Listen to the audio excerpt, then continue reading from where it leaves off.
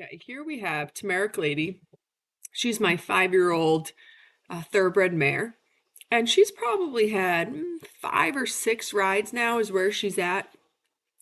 And as life would have it, the moment I went to get on her, a truck and trailer with a backhoe came down the driveway. They need to do some work on the septic for my parents' new house.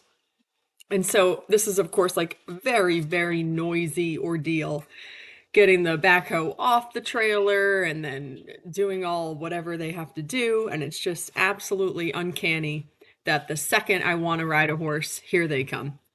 And of course, nobody's been at the house for days all week. But anyway, nonetheless, that's life. So when I first got on her, she was pretty distracted. And honestly, I was probably a bit distracted and tense because I thought that she might be distracted and tense because there's just all sorts of noise happening, sort of off in the distance. It was hard to see, but you could hear it very clearly.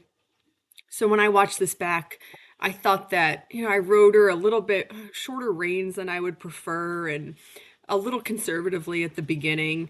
And of course, she kept wanting to sort of peek her head up to have a look at what she was hearing but not seeing. So I didn't love that, but I guess that was just how she handled it pretty well. She handled it really well. I guess I wish that I had ridden her with a little bit longer rein and sort of eased her maybe a little bit better, but she was really good. The other thing about her is that I've tried a bunch of bits because she's a very uphill horse, but when I'm asking her to get connected, she actually, I find, is wanting to sort of dip a little bit too low. And I don't mind if they're low, stretching with their nose out in front of them, but I thought she was getting like right there. See how she dips a little bit behind the vertical. And so this is a duo loose ring. And it was unfortunate that that happened with the trailer because I actually think that she does like this bit of best of all the bits that I've had on her so far. And so she has a fabulous canter. And I was just sort of asking for more, more engagement, sitting down a little bit more on her hocks, lifting the shoulders a little bit more.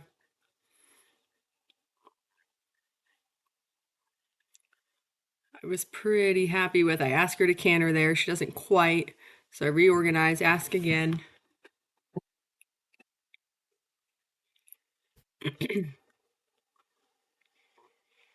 She is so much straighter through her shoulders than when I did her last video last week. Then she was still more so to the right. She was falling out the left shoulder, but she was falling out both shoulders, no matter which direction we were going when we were going by the gate. And that's really resolved, actually. So that's like a big baby hump that she's over.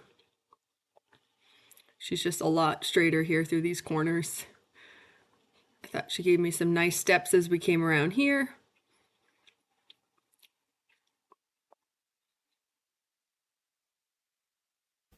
And then once we cantered, and this is usually the case with most thoroughbreds, once you canter, then that sort of relaxes them and loosens up the trot, and you generally get your best trot work after you've cantered.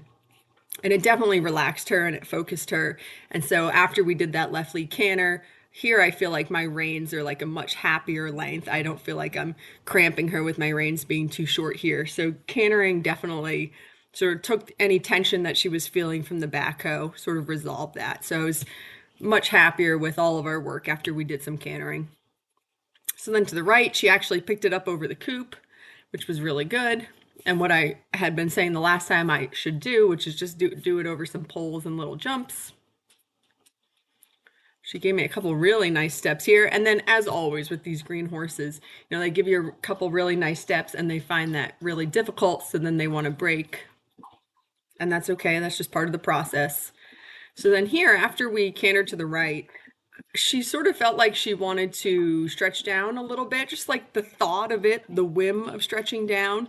But I was happy because she was doing that and with a looser rein, so just a sort of a more relaxed contact.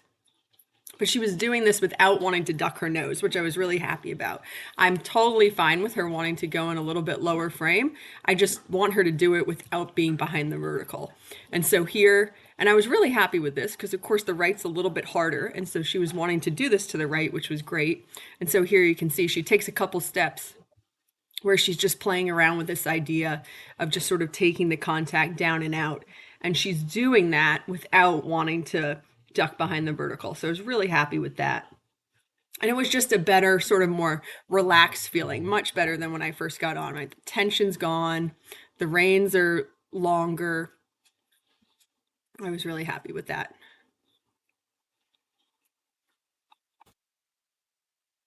So then we started doing some pulls and some little jumps, and she's funny because she could care less. She is totally underwhelmed by all the things in my ring. I actually wish that she would be a little bit more excited by them because she really doesn't even care enough to make an effort. She's totally brave. I don't think she has stopped or looked at a single thing, but she also just hasn't quite been bothered really to jump anything yet, which is fine, honestly. In the scope of problems, a horse that finds poles and little jumps just totally boring, happy to do it, not wanting to make a huge effort, that's fine. That is not a real problem in the scope of baby horse problems.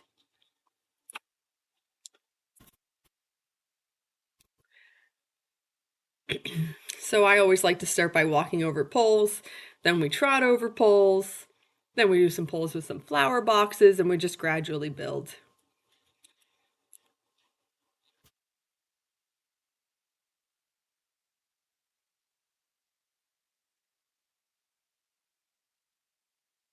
There she almost thought about making a jumping motion, but then she was like, this is not substantial enough for me to care.